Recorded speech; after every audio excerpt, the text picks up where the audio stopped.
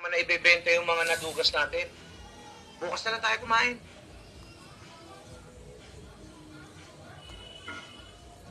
Top?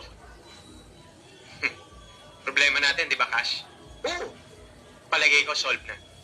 Paano? Nakikita niyo ba yon? Nasaan naman ang cash dyan? Palagay ko, hit and run yan. Kinakaladkad nung kapatid para dalhin sa ospital.